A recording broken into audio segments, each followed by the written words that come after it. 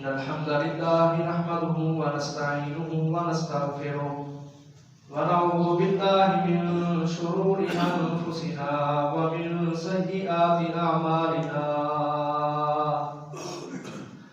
من يهده الله فلا مضل له ومن يضلل فلا هادي له وأشهد أن لا إله إلا الله وحده لا شريك له وأشهد أن محمدا عبده ورسوله أرسله بالحق بشيرا ونذيرا بين يدي الساعة من يطع الله ورسوله فقد رشد ومن يعص الله ورسوله فقد غوى فإنه لا يضر إلا نفسه ولا يضر الله شيئا نسأل الله ربنا تبارك وتعالى أن يجعلنا ممن يطيعه ويطيع رسوله ويتبع رضوانه ويجتنب سخطه فإنما نحن به وله يا أيها الذين آمنوا اتقوا الله حق تقاته ولا تموتن إلا وأنتم مسلمون يا أيها الناس اتقوا ربكم الذي خلقكم من نفس واحدة وخلق منها زوجها وبث منهما رجالا كثيرا ونساء واتقوا الله الذي تساءلون به والأرحام إن الله كان عليكم رقيبا يا أيها الذين آمنوا اتقوا الله وقولوا قولا سديدا يصلح لكم أعمالكم ويغفر لكم ذنوبكم ومن يطع الله ورسوله فقد فاز فوزا عظيما أما بعد فإن خير الحديث كتاب الله وخير الهدي هدي محمد وشر الأمور محدثاتها وكل محدثة بدعة وكل بدعة ضلالة وكل ضلالة في النار فقال الله تبارك وتعالى في القرآن المجيد والفرقان الحميد يا أيها الذين آمنوا قوا أنفسكم وأهليكم نارا وقودها الناس والحجارة عليها ملائكة غلاظ شداد لا يعصون الله ما أمرهم ويفعلون ما يؤمرون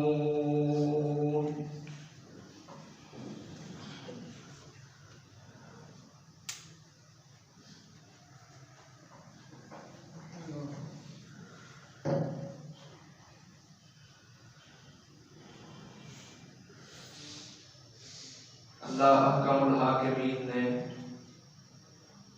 حضرت انسان کو پیدا فرمایا ہے اور اس انسان کی پرورش کے لیے اور اس کی تربیت کے لیے اللہ احکم الحاکمین نے اس کے والدین کو بنایا ہے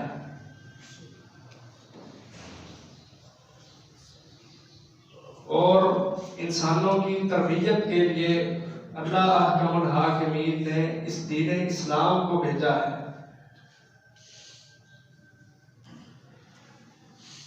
اب قیامت تک آنے والا جو بھی انسان وہ جس کی بھی تربیت کرنا چاہے خواہ وہ اپنی تربیت کا معاملہ ہو خواہ وہ اولاد کی تربیت کا معاملہ ہو کسی کی بھی اگر کوئی انسان تربیت کرنا چاہتا ہے تو اس وقت تک وہ کسی کی تربیت نہیں کر سکتا جب تک وہ دین کی طرف رجوع نہیں کرے گا۔ اللہ احکم الحاکمین انسان کو پیدا کرنے والا ہے۔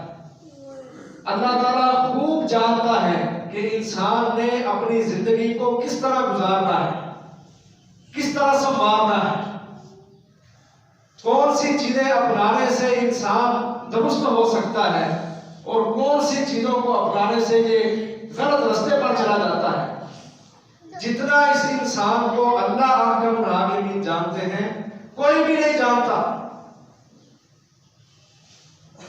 تو اللہ احکم الحاکمین نے ہی ذمہ داری لگائی بڑوں کی، والدین کی، کہ وہ اپنے بچوں کی، اپنی اولادوں کی تربیت دین کے مطابق کریں۔ فرمایا یا ایھا الذین آمنوا قوا انفسکم واہلیکم نارا، اے ایمان والے لوگوں، اپنے آپ کو بھی جہنم کی آگ سے بچاؤ اور اپنے اہل و عیال کو بھی جہنم کی آگ سے بچاؤ۔ اور یاد رکھیں اللہ احکم الحاکمین نے قرآن مجید میں ایمان والوں کو مخاطب کر کے 90 مرتبہ کلام کیا ہے۔ 90 مرتبہ پورے کے پورے قرآن مجید میں اللہ احکم الحاکمین نے یا ایھا الذین آمنوا کہہ کے ایمان والوں کو خاص طور پر مخاطب کیا ہے۔ اور اس کی وضاحت کرتے ہوئے حضرت عبداللہ بن مسعود رضی اللہ تعالیٰ عنہ بیان کرتے ہیں، کہتے ہیں لوگوں جب بھی اللہ تعالیٰ قرآن مجید میں لوگوں کو ایمان والا کہہ کے مخاطب کرے تو سمجھ لو کہ اس کے بعد اللہ تعالیٰ جو بات کریں گے وہ کوئی چھوٹی بات نہیں ہوگی بلکہ ایٹموں سے بھی بڑی بات ہوگی۔ یعنی بہت بڑی ذمہ داری اللہ احکم الحاکمین دیتے ہیں جب اللہ تعالیٰ انسانوں کو ایمان والا کہہ کے مخاطب کرتے ہیں۔ کوئی بھی انسان اس ذمہ داری کو معمولی نہ سمجھے کہ اللہ احکم الحاکمین نے کہا جی اپنے آپ کو اور اپنے اہل و عیال کو جہنم کی آگ سے بچاؤ، تو یہ کون سا بڑا مسئلہ ہے؟ آج اس دنیا کے اندر بڑی ضرورت ہے اپنی اصلاح کرنے کی، اپنی اولادوں کی اصلاح کرنے کی، اپنے ماتحت جتنے لوگ ہیں سب کی اصلاح کی بڑی ضرورت ہے آج۔ اور اصلاح کیسے ہوگی، تربیت کیسے ہوگی، معاشرے، محلے، علاقے، گھروں کے ماحول کس طرح اچھے، بہتر، مستحکم ہو سکیں گے؟ نبی اکرم صلی اللہ علیہ وسلم نے اصول بتائے، 4 موٹے اصول ہیں، 4 بنیادی طور پر جب کسی کی تربیت کرنا ہو، کسی کی اصلاح کرنا ہو، پہلا اصول بتلایا، فرمایا ادبوا اولادکم، اپنے اولادوں کو ادب سکھاؤ، ان کی اصلاح کرو، اپنے معاشروں کو بہتر بناؤ۔ تمہارے نیچے کام کرنے والے مزدور ہوں، کوئی بھی طبقہ ہو، کسی دکان فیکٹری کے اندر ہو، کسی بھی جگہ پہ کوئی بھی شخص جو کسی کے ماتحت ہے، اگر اس کا مالک والی اس کی اصلاح کرنا چاہتا ہے، فرمایا پہلی چیز علی تلاوت القرآن، قرآن مجید کی تلاوت کر کے قرآن سے اس بندے کی اصلاح کرو۔ پہلا بنیادی اصول یہ علی تلاوت القرآن، تلاوت قرآن مجید پیش کر کے، اس کو پڑھا کے، اس کو قرآن مجید کے سبق پڑھا کے، قرآن کا ترجمہ، تفسیر، اس کے معانی، مفاہیم سمجھا کے، اگر تم کسی کی اصلاح کرنا چاہتے ہو تو قرآن پڑھ کے اس کی اصلاح کرو۔ اور یہ نبیوں کا کام ہے۔ انبیاء نے بھی اپنی اپنی قوموں کی جب اصلاح کی تو انہوں نے وہ کتابیں جو اللہ احکم الحاکمین نے ان پر نازل کی تھی، ان کتابوں کی تلاوت کر کر کے اپنی اپنی قوموں کی اصلاح کی۔ اللہ تعالیٰ نے نبی اکرم صلی اللہ علیہ وسلم کو نبی بنا کے بھیجا، ہمارے اوپر یہ بہت بڑا احسان کیا، تو اللہ نے کیا سمجھایا؟ کہا یتلو علیہم آیاتہ، وہ جو نبی محمد صلی اللہ علیہ وسلم تمہارے اندر آئے ہیں، تمہارے پاس آئے ہیں، یتلو علیہم آیاتہ، وہ قرآن کی آیات پڑھ پڑھ کے لوگوں کی اصلاح کرتا ہے۔ سمجھ آیا کہ لوگوں کی اصلاح کرنے کے لیے جو سب سے ضروری اور بنیادی چیز ہے وہ کتاب اللہ ہے، اللہ تعالیٰ کی کتاب قرآن مجید ہے۔ دوسرے نمبر پر سنت نبی کو، اپنے نبی کی سنت، اپنے نبی کی حدیث، اپنے نبی کا طریقہ، اپنے نبی کی بات، اس کا عمل، قول فعل تقریر، اپنے نبی کی سنت کے ساتھ تم لوگوں کی، اپنی اولادوں کی، معاشروں کی اصلاح کرو۔ جتنا حدیث کا اثر ہوتا ہے اور کسی بات کا کوئی اثر نہیں ہوتا۔ آپ جتنی مرضی لوگوں کو منطق سنا رہے ہیں، جتنے مرضی ان کو گھما پھرا کے، ہنسا کے، کوئی جگت سنا کے، کوئی کسی کا واقعہ سنا کے، جتنی بھی آپ اصلاح کرنے کی کوشش کریں، وقتی اس کا اثر ہو سکتا ہے، لیکن وہ اصلاح کے جو دلوں کے اندر کر جاتی ہے اور ہمیشہ ہمیشہ کے لیے انسان کو صراط مستقیم پر کھڑا کرتی ہے، وہ اصلاح صرف قرآن سے اور نبی صلی اللہ علیہ وسلم کی حدیث سے ہوتی ہے۔ تیسری چیز بعد اخلاص،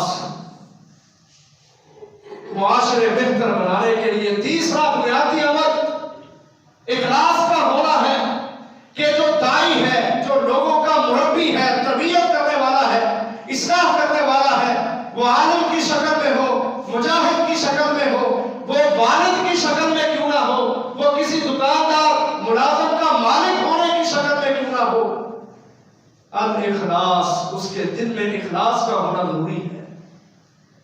اور اخلاص کا مطلب ہوتا ہے کہ صرف اللہ کے لیے کام کرنا، کسی کو دکھانے کے لیے نہیں، صرف خالص اللہ تبارک و تعالیٰ کی رضا کے لیے لوگوں کی اصلاح کرنا یا کسی کام کے لیے کھڑا ہو جانا۔ پر تیسرا بنیادی عمل اخلاص ہے۔ جس بندے کے پاس قرآن ہے، نبی کی حدیث ہے، اخلاص ہے، وہ لوگوں کی اصلاح کر سکتا ہے۔ اور چوتھی اور آخری چیز ہے انسان کا اپنا عمل، جو اصلاح کرنے والا ہے، جو لوگوں کو گائیڈنس کرنے والا ہے، سمجھانے والا ہے، سیدھا رستہ دکھانے والا ہے، سب سے پہلے اس کے عمل کا ہونا ضروری ہے۔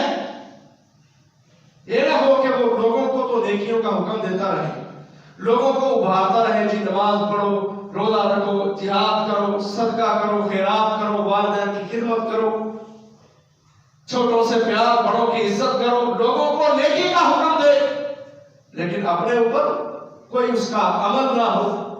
پڑھنا یہ یہودیوں کی عادت ہے، اَتَأْمُرُونَ النَّاسَ بِالْبِرِّ وَتَنْسَوْنَ أَنفُسَكُمْ، وہ لوگوں کو نیکی کا حکم دیتے تھے اور اپنے آپ کو بھول جایا کرتے تھے۔ محترم بھائیوں، یہ چار بنیادی چیزیں، موضوع لمبا ہے، مختصر آپ کے سامنے رکھتا ہوں۔ چار بنیادی چیزیں اپنے ذہنوں میں بٹھا لیں۔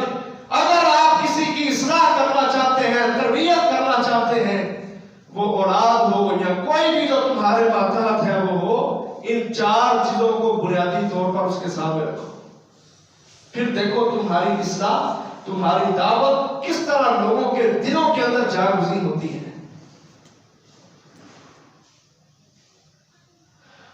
ہم سیرت کے عنوان پہ جمعے پڑھا رہے تھے، اندر کچھ موقع ایسے آ جاتے ہیں کہ جن مواقع پر لوگوں کو آگاہ کرنا ضروری ہوتا ہے۔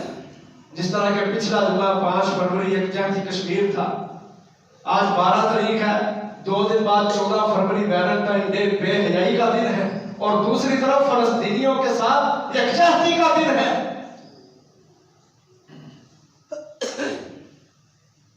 اس وجہ سے اس موضوع کو رکھا گیا ہے۔ اگلے جمعے انشاءاللہ پھر سیرت پر ہوں گے۔ ہم آج سوچیں کہ ہماری تربیت کیا ہے، ہمارے رویے کیسے ہیں، ہمارے اخلاق کیسے ہیں، ہماری اولادوں کی کیا حالتیں ہیں، اور دنیا بزرگوں کی کیا حالت ہے، ان سب چیزوں پر توجہ دیں۔ بنیادی طور پر یہ 4 چیزیں ذہن میں رکھیں: قرآن، نبی کا طریقہ یعنی نبی کی حدیث، اخلاص اور اپنا عمل کرنا۔ ان 4 چیزوں کو اپنے اندر پیدا کر کے آپ لوگوں کو دعوت دیں، لوگوں کی اصلاح کریں، اولاد کی تربیت کریں۔ اور یاد رکھیں کوئی بھی والدین اس ذمہ داری سے باہر نہیں ہے۔ اللہ تعالیٰ نے تربیت کے لیے والدین کو بنایا ہے کہ وہ اپنی بھی اصلاح کریں، خود بھی قرآن پڑھنے والے ہوں، خود بھی نبی کی سنت سے محبت کرنے والے ہوں، خود بھی اخلاص سے بھرے ہوئے ہوں، اپنا عمل بھی لوگوں کے سامنے رکھتے ہو، پھر لوگوں کی اصلاح کرتے ہو۔ ذمہ دار ہے ہر وہ شخص کہ جس کے ماتحت کچھ لوگ رہتے ہیں۔ نبی اکرم صلی اللہ علیہ وسلم نے فرمایا کلکم راع وکلکم مسئول عن رعیتہ، تم میں سے ہر شخص جو سا ہے کل قیامت کے دن اس سے پوچھا جائے گا اس کی رعایا کے بارے میں، جن کی وہ کفالت کرتا تھا، جن کی وہ نگرانی کرتا تھا، کل قیامت کے دن اس سے پوچھا جائے گا۔ والدین سے پوچھ ہوگی، اللہ تعالیٰ پوچھے کہ میں نے تمہیں اولاد عطا فرمائی تھی۔ نبی اکرم صلی اللہ علیہ وسلم فرماتے ہیں آدمی کی بہترین جو کمائیاں ہیں وہ 2 ہی کمائیاں ہیں۔ ایک کمائی وہ ہے کہ اللہ حکم الحاکمین اس کو اولاد عطا کرتا ہے، اور دوسری کمائی اس کی یہ ہے کہ یہ حلال طریقے سے مال کماتا ہے، خود بھی کھاتا ہے، گھر والوں کو بھی کھلاتا ہے۔ یعنی اولاد کو محمد رسول اللہ صلی اللہ علیہ وسلم نے انسان کا بہترین مال سرمایہ قرار دیا ہے۔ اپنے سرمایوں کو، اپنے مال کو انسان کو سنبھالنا چاہیے یا ضائع کرنا چاہیے؟ تجزیہ کرے ہر انسان، گرے بار میں جا کے اپنی اصلاح کرے کہ میرے نیچے جتنے ملازم ہیں، میری اولاد ہے، میرے گھر والے ہیں، جتنے بھی لوگ ہیں، کل قیامت والے دن مجھ سے سوال ہونا ہے میں نے ان کو کتنا دین کے لیے تیار کیا ہے۔ آج کے دور کے اندر یہ بڑا ضروری ہے کہ اپنی اصلاح ہونے کے ساتھ ساتھ اولاد کی بھی اصلاح ہو۔ اور والدین کو اللہ حکم الحاکمین نے ذمہ دار بنایا ہے، اور نبی صلی اللہ علیہ وسلم نے بھی فرمایا کہ اگر تمہاری اولادیں بگڑ جائیں گی تو سارے کا سارا وبال والدین کے اوپر ہوگا۔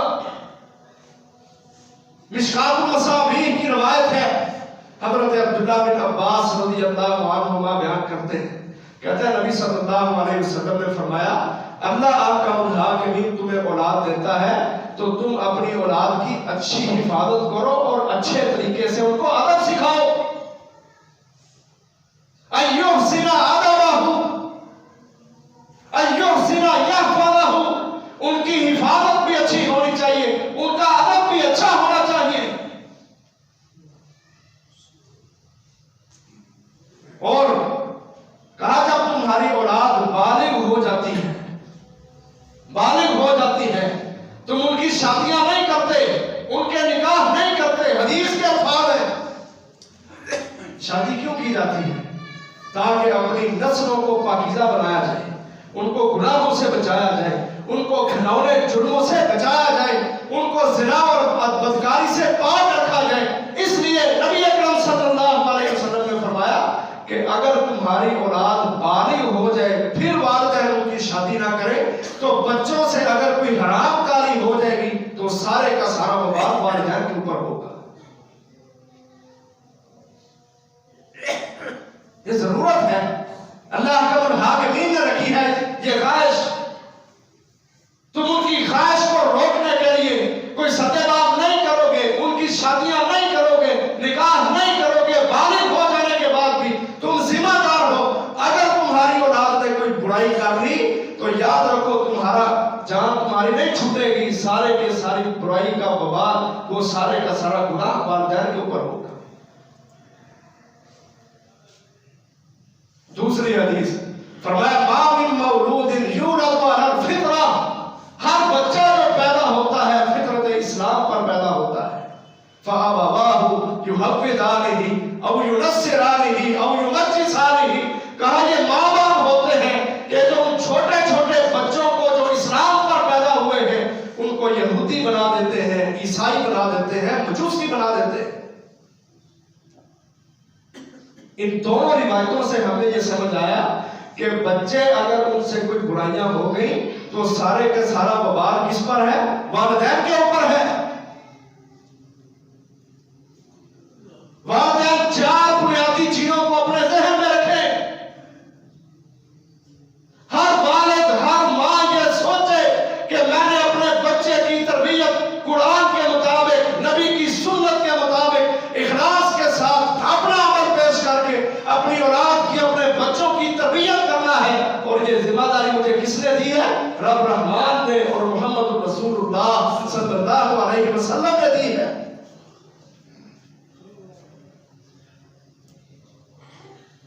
تو اس کے لیے کیا کرنا چاہیے؟ کس طرح بچوں کی تربیت ممکن ہے؟ والدین اپنے آپ کو ذمہ دار سمجھے۔ سب سے پہلی چیز یہ ہے کہ والدین اپنے آپ کو ذمہ دار سمجھے کہ میں مسئول ہوں، مجھ سے کل پوچھا جائے گا۔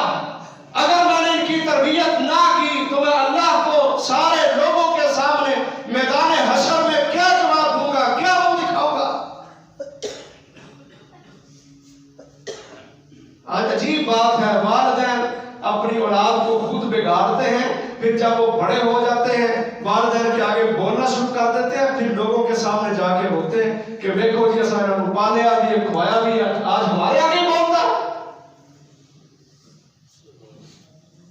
اور دنیا میں اپنی اولاد کو صرف پالنا مقصد نہیں کہ ان کو اچھا کھلا لو، اچھا پہنا لو، یہ کوئی مقصد نہیں ہے۔ جانور بھی اپنے بچوں کو اچھا کھلاتے ہیں۔ جنگل کا درندہ شیر تازہ ہرن کا پکڑتا ہے، تازہ ہرن کا شکار کرتا ہے اور خود گوشت کھاتا ہے، بچوں کو بھی کھلاتا ہے۔ جنگلوں میں رہنے والے بندر پھلوں سے تازہ، درختوں سے تازہ پھل توڑتے ہیں، خود بھی کھاتے ہیں، بچوں کو بھی کھلاتے ہیں۔ یہ تو سارے کرتے ہیں۔ اصل معاملہ تربیت کا ہے، اس سے جان نہیں چھوٹے گی، ورنہ کل قیامت کو پکڑے جاؤ گے۔ ذمہ دار بنو اور اپنی ذمہ داری کو سامنے لے کے آؤ، اپنی اولادوں کے اوپر اپنا کنٹرول بٹھاؤ، قرآن پڑھ پڑھ کے، نبی کی حدیثیں سنا سنا کے ان کی اصلاح کرو۔ یہ تمہاری ذمہ داری ہے، اس کو ذہن نشین کر لو۔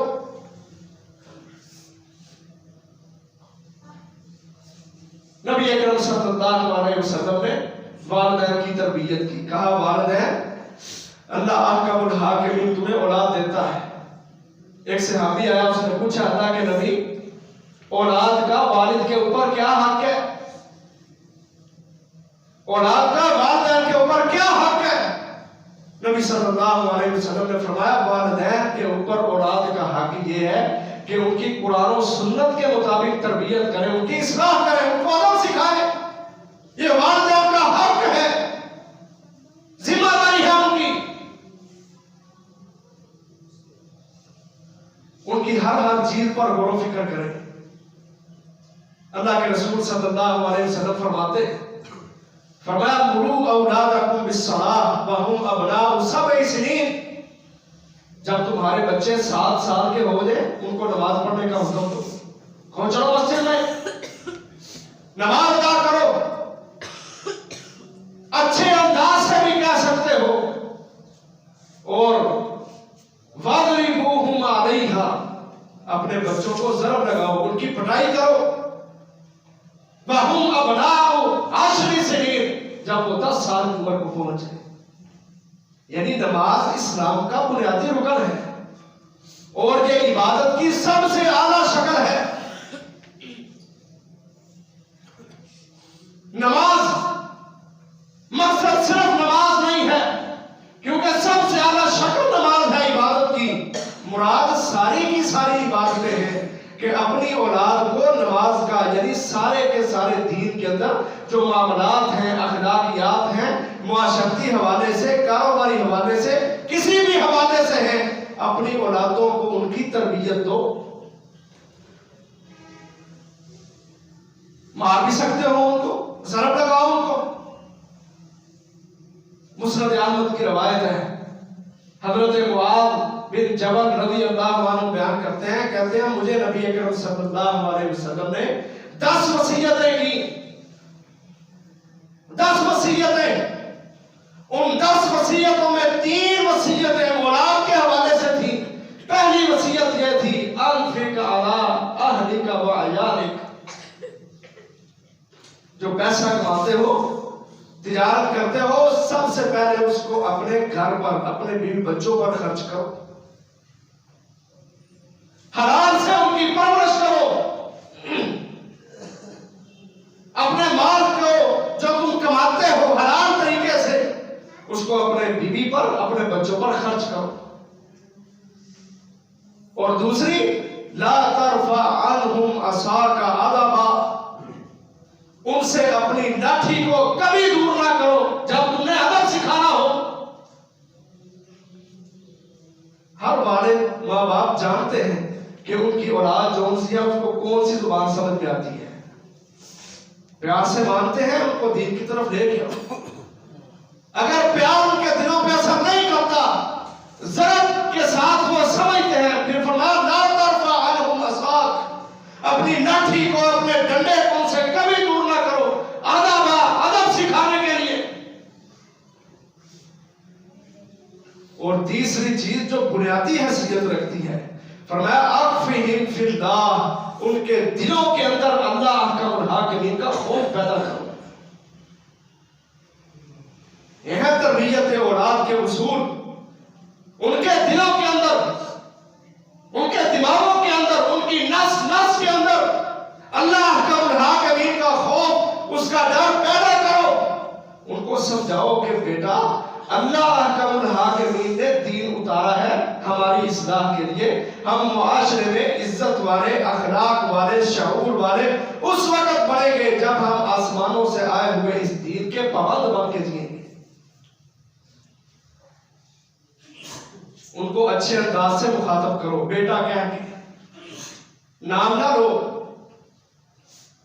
قرآن مجید میں 21ویں پارے میں اللہ احکم الحاکمین نے سورۃ لقمان میں لقمان حکیم کا واقعہ ذکر کیا کہ وہ اپنے بیٹے کو نصیحت کر رہے ہیں۔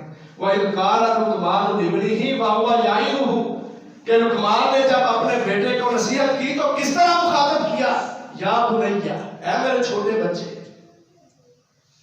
اور یہ حقیقت ہے، اپنی اولاد کو بندہ نام لے کے پکارے گا تو اتنی محبت نہیں ہوتی جتنا والد بیٹا کہہ کے پکارے تو محبت ہوتی ہے۔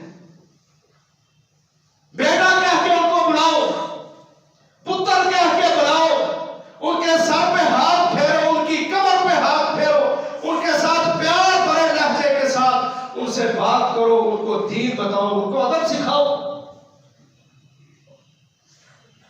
ان کی مجلسوں پر نظر رکھو کہ میرا بچہ، میرا بیٹا، اس کا بیٹھنا کس کے ساتھ ہے، اس کی مجلس کس طرح کی ہے،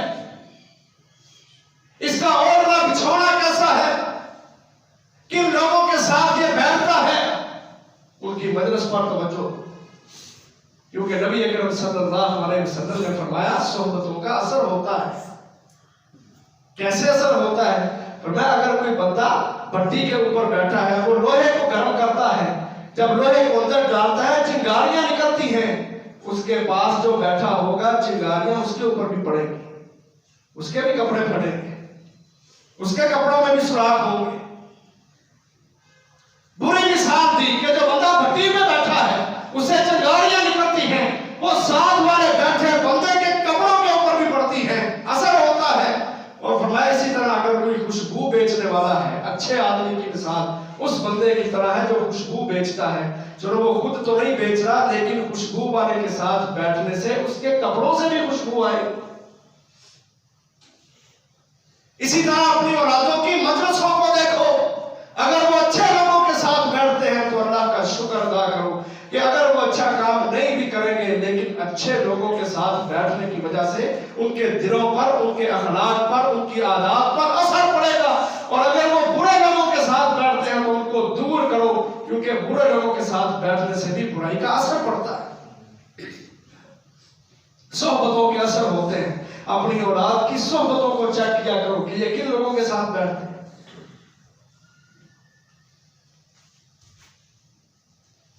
तीसरी चौथी बात, अपनी औलाद की मसरूफियत को चेक किया करो कि इनकी मसरूफियतें क्या है, ये क्या कर रहे हैं। आज औलादों की मसरूफियतें क्या है? औलाद तो क्या, बड़ों की भी मसरूफियतें यही है। मोबाइल, कंप्यूटर, इंटरनेट, फेसबुक, ये तरह तरह के एप्स, सॉफ्टवेयर जिनको चलाने वाले पीछे चूड़े काफिर गुमराह कर रहे हैं मुसलमानों के बच्चों को, इनकी नस्लों को। ठीक है, इनका दुरुस्त इस्तेमाल भी है, वाइस्मुहुमा अकबर मिन नफ़इहिमा, लेकिन इनके फायदे से ज्यादा इनका नुकसान है। सोहबतें चेक करो, मसरूफियत है अपनी औलादों की चेक करो कि अगर इसके पास मोबाइल है तो इस मोबाइल में क्या है। अगर ये कंप्यूटर पे बैठता है, इंटरनेट पे बैठता है, तो इंटरनेट के जरिए किस चीज से लुत्फअंदोज हो रहा है। वालिदैन जिम्मेदार है, अपनी औलाद की सोहबत को चेक करें, उनकी मसरूफियत को, मशगूलियत पर पूरी तवज्जो रखें।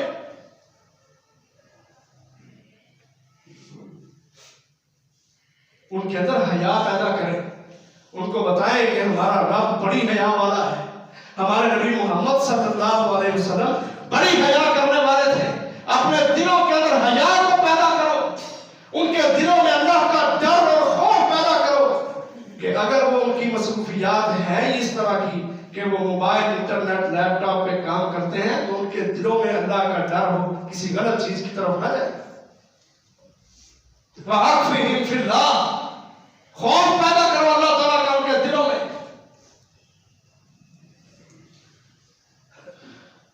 नबी अकरम सल्लल्लाहु अलैहि वसल्लम ने तो हया के मुतालिक इतनी तरगीब दी, कहा जिस हदीस में है ना कि बच्चा 7 साल का हो तो उसको नमाज का हुक्म दो, 10 साल का हो तो उसको नमाज छोड़ने पर उसको ज़रब लगाओ। वहां आगे लफ्ज़ है वफ़र्रिक़ू बैनहुम फ़िल मज़ाजिअ, उनके बिस्तरों को अलग कर दो। इस कदर ख्याल रखा मोहम्मद रसूलुल्लाह सल्लल्लाहु अलैहि वसल्लम ने अपनी उम्मत के छोटे छोटे बच्चों का कि इनके अंदर बेहयाई पैदा ना हो, आवाज़ पैदा ना हो। कहा जब 10 साल का तुम्हारा बच्चा बच्ची हो जाए, फर्रिकू बैनहुम फिल मज़ाजिअ, उनके बिस्तर अलग अलग कर दो।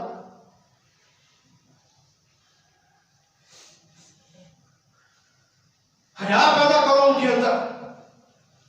और हया किस तरह होनी चाहिए? नबी सल्लल्लाहु अलैहि वसल्लम फरमाते हैं अल्लाह तबारक व तआला से उस तरह हया करो जब तुम दुनिया में किसी नेक आदमी को देख के उससे हया करते हो। हमारी औरतें बेपर्दा है, बेपर्दा नंगा मुंह करके गली में आ रही हो ना, कोई मौलवी, कोई आलिम दीन, कोई दाढ़ी वाला, कोई हाफिज गली से गुजरे तो फौरन अपने चेहरे के ऊपर नकाब कर लेती है। ये अल्लाह का मुनहा के मीने बरम रखे हैं, हुफाज के, उलमा के, दाढ़ी वालों के। जिनकी दाढ़ियां नहीं होती वो भी समझती हैं साधे कर देगी। फरमाया इस तरह अल्लाह ताला से हया करो कि जिस तरह माशरे के आला फर्द को देख के, पढ़े लिखे आलिम को देख के हया करते हो, उस तरह अल्लाह का मुनहा के मीन से हया करो। अल्लाह ज्यादा हक रखता है कि उसे हया की जाए। इस तरह इन कवानीन के मुताबिक अपनी औलाद की तरबियत करो, उसको अदब सिखाओ, उसको बताओ कि नबी अकरम सल्लल्लाहु अलैहि वसल्लम ने फरमाया है लैसा मिन्ना मन लम यरहम सगीरना व लम युवक्किर कबीरना फलैसा मिन्ना, कि वो शख्स जो हमारे छोटों पर रहम नहीं करता, बड़ों का अदब एहतराम नहीं करता, फलैसा मिन्ना, उसका मैं मोहम्मद सल्लल्लाहु अलैहि वसल्लम के साथ कोई ताल्लुक नहीं। ये छोटी छोटी हदीसें अपने बच्चों को, कभी रात को घर जाते हो कारोबार से, उनको बिठाओ, सर्दियों के मौसम है, रजाई में बिठाओ, दरमियान में मूंगफली रखो, उनको खिलाओ, साथ साथ अपने नबी के बेहतरीन फरामीन उनको सिखाओ, उनको अदब सिखाओ। याद रखो मुसलमानों, आज तुम्हारे बच्चे गुमराह हो रहे हैं, काफिरों के कब्जे में जा रहे हैं। मुस्तकबिल में बड़ा खतरा है तुम्हारे बच्चों को। तरबियत करो उम्रों के अंदर ही उनको समझाओ, उनको दीन की तालीमात सिखाओ, नमाज का आदी बनाओ। मैं कहता हूँ उनको अपने नबी का अखलाक, सुन्नत, सीरत, उनका ओढ़ना बिछोना बनाओ, यानी इतनी पाबंदी करवाओ कि उनकी फितरत के अंदर ये चीजें बैठ जाए, आदत पड़ जाए तुम्हारे बच्चों को इस्लाम पर अमल करने की। और ये सारा टीवी ड्रामा, केबल और इंटरनेट फहाशी उड़ियानी कहां से आई? कुफार की तरफ से। और कौन बता रहा है? रब रहमान कुरान मजीद में बताता है, फरमाया इन्नल्लज़ीना कफरू युनफिकूना अम्वालहुम लियसुद्दू अन सबीलिल्लाह। ये जो काफिर लोग हैं, ये दुनिया के चूड़े, ये अपने माल खर्च करते हैं किस लिए? ताकि लोगों को जिहाद से रोके। समझते हैं कि मुसलमान मोमिन जिहाद के लिए खड़ा हो गया, उसने तलवार उठा ली तो फिर तो हमारी खैर नहीं। क्या करना चाहिए? सर जोड़ के बैठते हैं कि मुसलमानों के बच्चों को, इनकी नई नस्लों को किस तरह गुमराह करना है, किस तरह डिट्रैक करना है। वो कहते हैं फिर माल खर्च करो, पैसा लगाओ इनके मोबाइल पर, आए दिन 3G 4G 5G, ये वीवो है, ये सैमसंग है, ये फलाना है, ये टमकाना है, ये नया मोबाइल मार्केट में आया है, ये डेल का लैपटॉप है, इसके अंदर ये हो जाता है, वो हो जाता है। ये सारी चीजें काफिर ने मुसलमानों को सिखाई ताकि मुसलमानों के बच्चे अपने आने वाले जो अय्याम है, मुस्तकबिल के दिन है, उनके अंदर हमारे खिलाफ खड़े ना हो सके। ये खोखले बन के जिए। इंतहाई दुख होता है, अल्लाह की कसम बड़े रसूल पे खड़ा हो सल्लल्लाहु अलैहि वसल्लम, दुख होता है, अफसोस होता है कि हमारे छोटे छोटे बच्चे बड़े बड़े मोबाइल पकड़ के, उनको पता ही दीन क्या कहता है, कुरान क्या कहता है, रब क्या कहता है। फजर के वक्त उठा नहीं जाता, रातों को जल्दी सोते नहीं है, मोबाइल के अंदर इस कदर मगन है कि परवाह नहीं है। हमारे बच्चे हमारे पास होकर भी उनके दिमाग आज काफिरों के कब्जे में है। ये बहुत बड़ा हथियार है कि वो पैसा खर्च करते। मुसलमान को कहा जाए ना पैसा खर्च करो, मस्जिद में, मदरसे में, ये इस्लाम के मरकज हैं। जिहाद में, जिहाद अमली एक ऐसा अमल है कि जो काफिर को पीछे करता है, इस्लाम को सब बुलंद करता है। तो मुसलमानों को मौत नजर आती है कि पैसा खर्च कर, और आपकी नाजायज ख्वाहिशों पर, शादियों के ऊपर, रस्मों रवाजों पर लाखों करोड़ों खर्च करते हैं। और इस कदर गिर चुका है मुआशरा, अल्लाह की कसम, उन शादियों को कि जिन पर ज्यादा खर्चा होता है, मुआशरे में सबसे बेहतरीन शादी समझा जाता है। और जब जिहाद के लिए मांग लो, फिर जी है ही कोई कुछ, ये 100 रुपया पकड़े। अल्लाह ताला कुरान में बताते हैं अश-शैतानु याइदुकुमुल फ़क़्र। जब दीन में, रस्ते में, जिहाद में खर्च करने का मामला है, मस्जिद मदरसे को खड़ा करने का मामला है, फिर शैतान आ जाता है। याइदुकुमुल फ़क़्र, फकर से डराता है, कोई गरीब हो जाओगे, तुम्हारा फलाना मसला वहां खर्च नहीं करना। और काफिर, अल्लाह कहते हैं, वो माल खर्च करते हैं लियसुद्दू अन सबीलिल्लाह, ताकि तुमको अल्लाह के रास्ते से रोके।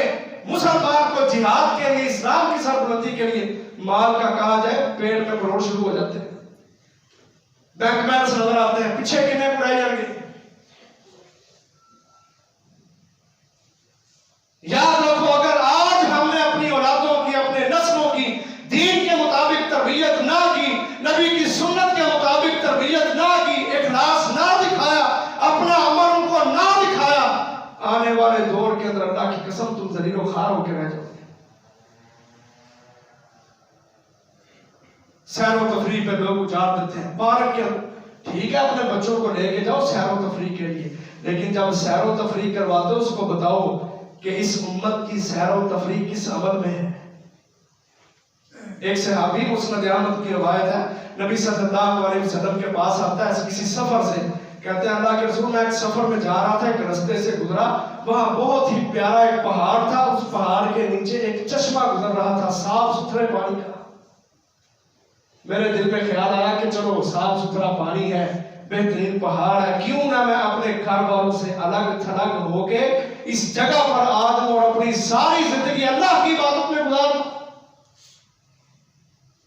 सारी जिंदगी अल्लाह की इबादत में गुजार दूं। हाजियों, नमाजियों, जरा इस बात पे गौर करो جب جہاد فرض عین ہوتا ہے، جب کشمیروں پر، فلسطینوں پر ظلموں کے پہاڑ توڑے جاتے ہیں، جب مسجد اقصیٰ کو کہ جو انبیاء کی مسجد جس کو سلیمان علیہ السلام تعمیر کرنے والے ہیں، جہاں صلاح الدین ایوبی آیا تھا، جہاں عمر بن خطاب رضی اللہ عنہ آئے تھے، فاتح بن کے آئے تھے، وہ مسجد کے جس کو شہید کیا گیا، اسرائیلی بدماشوں کا جس کا قبضہ ہے، کبھی اپنی اولادوں کو یہ بھی بتاؤ کہ ہماری مسجد مسلمانوں کے عروج کے دور، وہ ایام مسلمانوں کی قربانیوں سے، شہادتوں سے بری ہوئی تاریخ کبھی اپنے بچوں کو بتاؤ،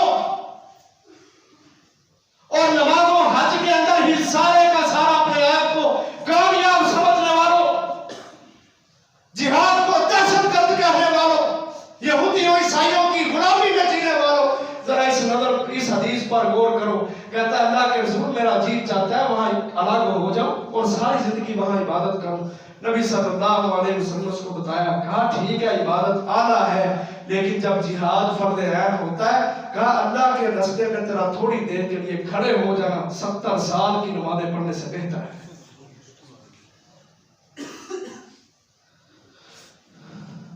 ایک اور صحابی آ گیا، کہتا اللہ کے رسول مجھے سیر و تفریح کی اجازت دے، گھومنا چاہتا ہوں، پھرنا چاہتا ہوں۔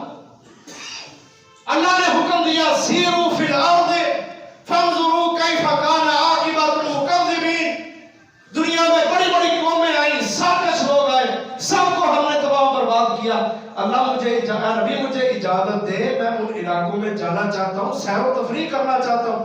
نبی صلی اللہ علیہ وسلم نے فرمایا سیر و تفریح کرنا چاہتا ہے، ان سیاحت امتی الجہاد فی سبیل اللہ، میری امت کی سیر، میری امت کے لوگوں کی سیر و تفریح جہاد فی سبیل اللہ ہے۔ پھرو، تلواریں لے کے نکل جاؤ، سیر و تفریح بھی کرو، کافروں کی گردنیں بھی کاٹو، مسلمانوں کو فاتح بھی بناؤ۔ یہ تربیت کرنے کی ضرورت ہے اپنی اولادوں کی۔ ان کو بتاؤ کہ مسلمانوں کا عروج کیا تھا، مسلمان کیسے کھڑے ہوئے تھے۔ میرے نبی تو جب پہلی جنگ میں کھڑے ہوئے 313 تھے، وہ 10,000 کا لشکر کیسے تیار ہوا، وہ قادسیہ کی جنگیں، وہ لاکھوں کی تعداد کیسے بن گئی۔ وَرَأَيْتَ النَّاسَ يَدْخُلُونَ فِي دِينِ اللَّهِ أَفْوَاجًا، گروہوں کی شکل میں لوگ کیسے اسلام میں داخل ہوئے۔ بتاؤ اپنے بچوں کو، یہ ہے تربیت تمہاری اولاد کی۔ آج اپنی اولادوں کی دین کے مطابق یہ تربیت کرو گے، اللہ کی قسم کل کو مسلمان سر اٹھا کے جئیں گے، اپنی اولادوں کے عمل جہاد سے ان کے سینے ٹھنڈے ہوں گے۔ اور یہ تربیت صحابہ کرام نے کی تھی۔ محمد معاذ کا قصہ سنا ہے، جنگ بدر میں جنگ شروع نہیں ہوئی، عبد الرحمن بن عوف رضی اللہ عنہ کہتے ہیں کہ میں نے اچانک ہی اپنے دائیں بائیں دیکھا تو چھوٹے چھوٹے بچے محمد اور معاذ، میں پریشان ہو گیا کہ اسلام کا پہلا مارکہ ہے، 1000 کا لشکر سامنے کھڑا ہے، ہر اسلحہ اس کے پاس ہے، کیا ہم کریں گے؟ میرے ارد گرد تو چھوٹے چھوٹے بچے، موت کا خوف نہیں تھا، لیکن ایک حوصلہ ہو جاتا ہے انسان کو۔ کہتے ہیں ابھی میں یہ سوچ رہا تھا کہ وہ بچہ مجھے نا ایک سائیڈ سے میری قمیض کھینچ کے کہتا ہے چچا ہمیں بتاؤ ابو جہل کون ہے۔ مسلمانوں اپنی تاریخ کو یاد کرو، اپنے نبی کی سنت کو، سیرت کو اپنے ذہنوں میں بٹھاؤ، چھوڑ دو آپس کی لڑائیاں، یہ وہابی ہے، یہ بریلوی ہے، یہ دیوبندی ہے، یہ شیعہ ہے، یہ کافر ہے، یہ فلانا ہے، یہ فلانا ہے، چھوڑ دو ان سب چیزوں کو، اصل کافر کو پہچانو، اصل دشمن کو پہچانو۔ ہماری مائیں ذمہ دار سمجھے اپنے آپ کو، اپنی اولاد کی تربیت کے حوالے سے۔ کہتا ہے میں نے اس کی طرف ابھی دیکھا ہی، دوسری طرف سے میرا کرتا کھینچ دیا گیا، دوسرا مجھ سے پوچھتا ہے چچا ہمیں بتاؤ ابو جہل کون ہے۔ میں نے حیرانگی سے ان سے پوچھا بچوں تم نے ابو جہل کا کیا کرنا ہے؟ کہتے ہیں ہم نے سنا ہے کہ وہ ہمارے نبی محمد صلی اللہ علیہ وسلم کو گالیاں دیتا ہے۔ آج کہاں ہے وہ مائیں، کہاں ہے وہ والد؟ آج تمہاری اولادوں کی تربیت اس لیے نہیں ہوتی کہ تم نے اپنا عمل نہیں ان کو دکھایا، تم کبھی جہاد کے لیے کھڑے ہی نہیں ہوئے، تم کبھی مسجد مدرسے کے لیے کھڑے ہی نہیں ہوئے، تم نے کبھی اسلام کی رستے کو ہموار کرنے کے لیے کردار ہی نہیں ادا کیا، عمل मंडवारी पैंट शर्ट पानी बाजारों के अंदर फिर लिया, ये तुम्हारी जिंदगी है जिसकी बुनियाद पे तुम्हारी औलादों पर असर नहीं है। खुद अमल से खाली हो। काफिर जुल्म करता है, हमारा मुसलमान काफिर जैसा बनता है। क्या जिंदगी है ये? सुन रखा है मैंने, किसने सुनाया था? वालिदैन थे जो अपने बच्चों की तरबियत करते थे, उनको बताते थे ये अबू जहल है, ये तुम्हारे नबी का दुश्मन है, इसको तुमने मारना है।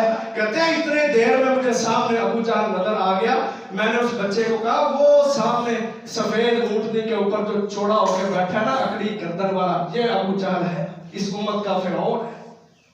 कहते हैं अभी मैंने ये बात कही, वो उकाबों की तरह झपट पड़े, उकाबी शान से निकले, जाके अबू जहल के ऊंट के इर्द गिर्द, कहते हैं इतने छोटे थे कि तलवारें उसके सर तक नहीं पहुंची, उसके पांव पे मारी तलवार, उसकी टांग पे मारी, उसको जख्मी किया, उसको नीचे गिरा। आखिरी वक्त पे ना अब्दुल्ला बिन मसूद रजी अल्लाह अन्हु थे जो अबू जहल के पास गए और उसकी गर्दन को काटा।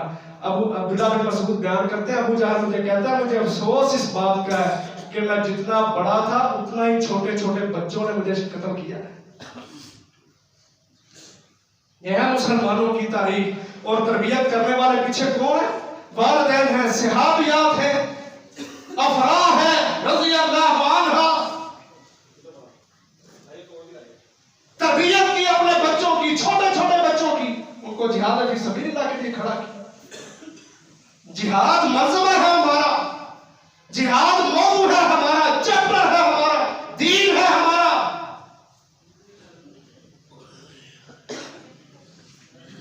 इबादतें करना बहुत बड़ा अमल है, लेकिन जिहाद के सामने किसी इबादत की कोई हैसियत नहीं है। नबी सल्लल्लाहु अलैहि वसल्लम का एक सहाबी आया, कहता अल्लाह के रसूल रोजे रखना चाहता हूं। नबी सल्लल्लाहु अलैहि वसल्लम कहते हैं जाओ जिहाद के मैदान में जिहाद भी लड़ो, रोजा भी रखो। कहता क्या अजर मिलेगा? कहा मन सामा यौमन फी सबीलिल्लाह, जिसने एक दिन जिहाद के अंदर रोजा रखा, अल्लाह के दिन उसके और जहन्नम के दरमियान एक खंदक खोद देगा, और खंदक के दोनों किनारों का फासला इतना जितना जमीन से आसमान तक है। जिस तरह कोई बंदा जमीन से आसमान तक कभी नहीं पहुंच सकता, इस तरह अल्लाह के रास्ते में जिहाद लड़ने के साथ साथ इबादतों पर पहरा देने वाला, नमाजी, रोजे रखने वाला मुसलमान, फरमाया कभी जहन्नम की आग तक नहीं पहुंच सकता।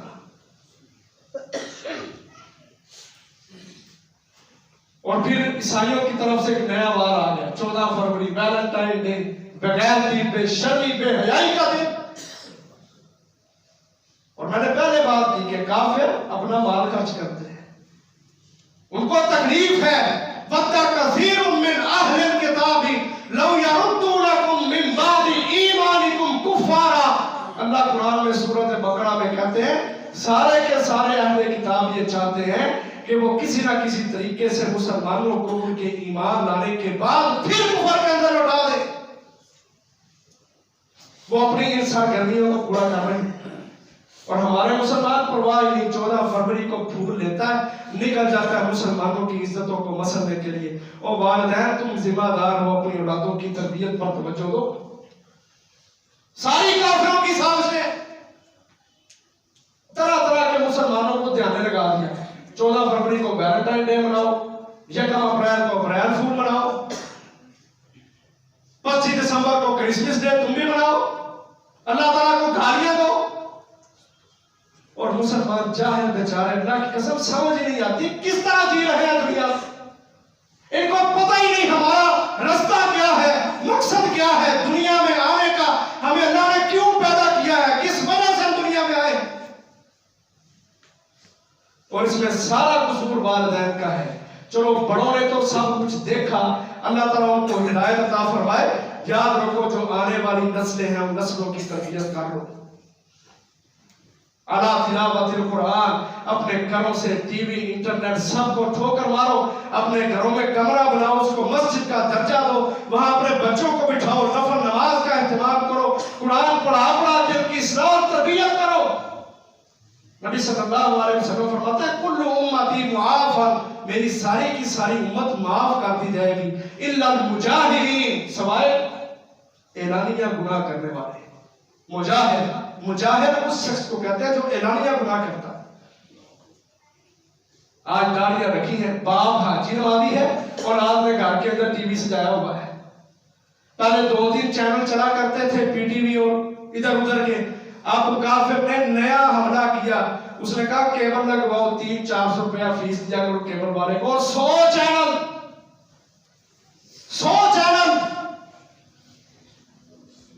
پرواہ نہیں مسلمان کو. گھر کے اندر بچے ہیں. نبی صلی اللہ علیہ وسلم نے اللہ کی قسم بڑا سخت جملہ بولا اس شخص کے لیے. یہ میری بات نہیں ہے، کوئی بتا یہ نہ کہ یہ بول بھی بڑا پیڑا بول رہا ہے. یہ محمد رسول اللہ صلی اللہ علیہ وسلم کی بات ہے. فرمایا 3 قسم کے بندے ہوں گے کل قیامت کے دن، اللہ تعالیٰ ان کو معاف نہیں کریں گے، ان کی طرف دیکھیں گے بھی نہیں، بلکہ ان کے لیے دردناک عذاب ہوگا. ان میں ایک بندہ فرمایا الدیوس. دیوس کون ہوتا ہے؟ فرمایا وہ بغیرت شخص کے جس کے گھر کے اندر اس کا بیٹا اس کی بیٹی فحاشی اور یعنی سر عام کر رہی ہے، لیکن اس قدر بے حیا بغیرت ہے کہ اپنے بچوں کو منع ہی نہیں کرتا. یہ ہے دیوس.